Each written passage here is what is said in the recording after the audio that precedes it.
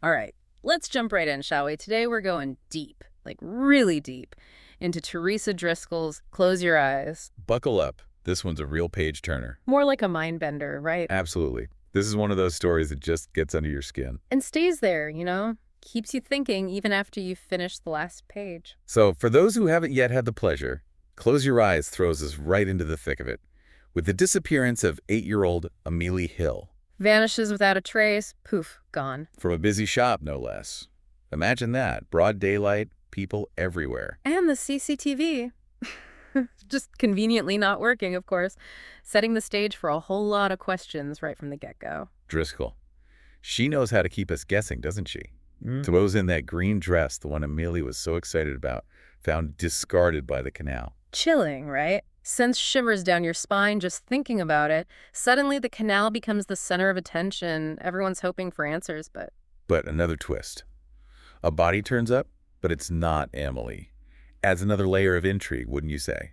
Oh yeah, for sure. Keeps you on the edge of your seat. It's like, wait, is this connected? Is it a coincidence?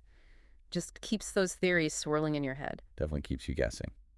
Now let's talk about Matthew Hill, Amelie's father, ex-cop turned private investigator. Talk about baggage, right? The guy's carrying a lot of weight on his shoulders. Right. His past is a bit, well, messy. He left the force after a particularly tough case involving a child's death. Now, years later, he's facing a similar nightmare. And it's like everyone's pointing the finger at him, whispering behind their hands. The suspicion is almost suffocating. It doesn't help that there's an inquest into that previous case looming over his head. Adds fuel to the fire, that's for sure. You can practically feel the pressure building, the walls closing in around him. And then there's Melanie Sanders, the detective leading the investigation. She's a close friend of Matthew and his wife, Sally. Awkward. To say the least. Talk about a conflict of interest. Can she remain objective? Can she separate her personal feelings from the facts of the case? It's a tough spot to be in, that's for sure. But it's what makes this story so compelling, Those human elements, those messy relationships. Absolutely. It's what makes the characters feel real, relatable. And as if things weren't complicated enough, anonymous letters start popping up, targeting Matthew, of course. Threatening, cryptic. Someone's playing mind games, trying to push him over the edge. It's like someone's watching, waiting for him to crack. Adds a whole new layer of suspense, doesn't it? It certainly does. Hmm. Makes you wonder who's pulling the strings. What's their endgame? And Driscoll doesn't make it easy for us to figure it out either. She throws a bunch of potential suspects into the mix. Adam Meadows, for instance. His wife blames Matthew for their son's death. She's made it clear she wants revenge. Then there's Carol, a childhood friend of Sally's. Bit of a troubled past she's got. Every time you think you're getting close to the truth, Driscoll throws another curveball. It's a masterclass in suspense building, really. And then there's the black Volvo lurking in the shadows and that creepy photo fit created from witness statements. It's like a jigsaw puzzle with pieces that don't quite fit. But here's the thing. Amelie isn't lost or dead. She's being held captive. Whoa, hold on. Seriously. Yep. In an isolated caravan.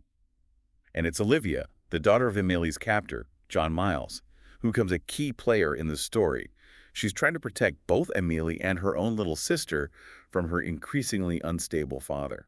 Talk about a moral dilemma. You're caught between family and doing what's right. It's a theme that Driscoll explores beautifully throughout the book. And just when you think things can't get any more intense, Sally, Amelie's mom, drops a bombshell at a press conference. What's that? Don't leave us hanging. She's been getting those anonymous letters too, just like Matthew. Talk about a cliffhanger. Right. Anonymous letters, 2 targets. It just throws everything we thought we knew out the window. It really does. And you have to wonder, what's the motive here? Is it about misdirection? Or maybe trying to protect someone else involved? Or maybe it's even simpler, just pure psychological torture, Keep them guessing, keep them off balance. That's the thing with Driscoll. She gets right into the psychology of her characters, doesn't she? Matthew and Sally are already on edge, terrified for their daughter. And then, bam, these letters show up like salt in the wound. Exactly. Playing on their fears, their guilt. You almost feel sorry for Matthew, even with all the suspicion around him. Almost, yeah. But let's talk about a character who deserves a bit more sympathy. Olivia. Caught in the middle of this whole mess, trying to do the right thing. Olivia is a fascinating character, really. Her own father is the one holding Amelie captive, and she's struggling to protect both Amelie and Dee, her little sister Chloe. It's heartbreaking, you know. She's just a kid herself, thrust into this impossible situation. And it makes you think, what would any of us do in her shoes? Loyalty to family versus protecting the innocent. That's a tough call. No easy answers there, that's for sure. But speaking of tough calls, let's talk about John Miles, the man holding Amelie. Ah, yes. John Miles. Driscoll paints a pretty disturbing picture of this guy, deeply troubled, wrapped up in these religious delusions. And that's what makes him so scary, right? He thinks he's doing God's work, which just makes his actions even more unpredictable. There's a real sense of fanaticism there, a lack of grounding in reality that's just unsettling. And the fact that he chose the caravan for Amelie's captivity, a place tied to his own messed up past, just adds to the creep factor. Oh, absolutely. Yeah. It's like Driscoll is saying that trauma can echo through generations. The past is never truly gone, is it? Nope, it sure isn't. And in this case, those echoes lead to Matthew taking matters into his own hands. He decides to go after Amelie himself. Oh, that's a tense moment, right? You're reading along thinking, no, don't do it. But at the same time, you can understand his desperation. Right. As a parent, you'd do anything to save your child. Rules and procedures go out the window. But of course, acting impulsively can have consequences. It throws a wrench into the official investigation. Thankfully, though, it all works out in the end. Amelie is rescued. John Miles is apprehended. Happy ending, right? Well, not quite. The story doesn't just stop there. Driscoll takes us through the aftermath, a long and difficult process of healing. Right, because even when the immediate danger is gone, the trauma lingers. It affects everyone involved. Matthew's left wrestling with guilt, questioning his choices. Sally struggling to cope with the emotional fallout. And Olivia. She has to rebuild her life knowing the truth about her father. It's a heavy burden to carry, especially for someone so young. Driscoll doesn't shy away from those hard truths, and that's what makes Close Your Eyes so powerful. It's not just about the twists and turns of the plot, but the lasting impact of trauma, the ripple effects that continue long after the case is closed. And she gives us a glimpse of that future, right, in the epilogue, 8 years later. We see how everyone is coping or trying to cope. Some are finding ways to move forward. Amelie, for instance, decides to become a police officer. It's like she's taking back control, turning her experience into something positive. That's a powerful message, right? That even out of darkness, there can be growth, resilience. Absolutely. But it also raises questions, doesn't it? How do we, as a society, support those who've gone through trauma?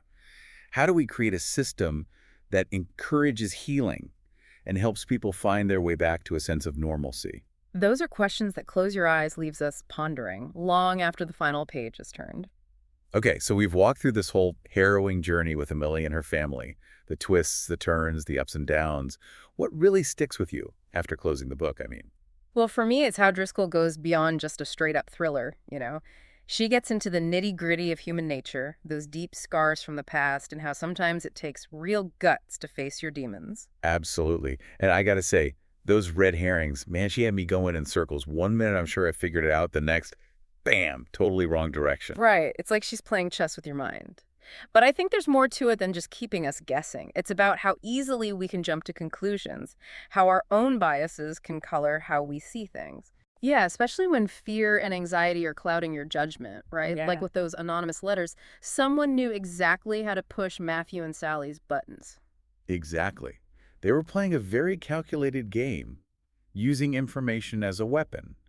And then you've got John Miles spiraling deeper and deeper into this religious fanaticism. Scary stuff, honestly. The way he tries to justify his actions, like he's on some divine mission, it makes you realize how dangerous those kinds of extreme beliefs can be. Oh, absolutely. And it brings up that whole nature versus nurture debate, doesn't it? Like how much of John Miles's darkness was already there and how much was fueled by the trauma of his past. Right. Driscoll doesn't give us easy answers, but she definitely makes you think about those cycles of abuse, how the past can cast such a long shadow. Definitely. But amidst all that darkness, there are these flickers of hope, too. Like Olivia, trying to protect the innocent, even if it means going against her own father. She's the real hero of the story, in my opinion. So much strength and compassion, despite everything she's going through. Totally agree. And then you see Emily, 8 years later, choosing to become a cop. Talk about turning pain into purpose. It's powerful, isn't it? Proof that even after trauma, you can find a way to heal, to make a difference. And that's what I love about Close Your Eyes. Right. It doesn't shy away from the hard questions.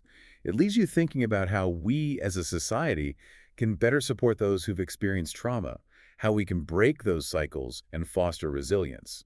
Big questions for sure. But that's what makes a good story, right? One that stays with you long after you've finished reading. So, to everyone listening, if you're looking for a thriller that will keep you on the edge of your seat and make you think, Close Your Eyes is definitely worth a read. Until next time, keep those minds open and keep exploring the world through stories.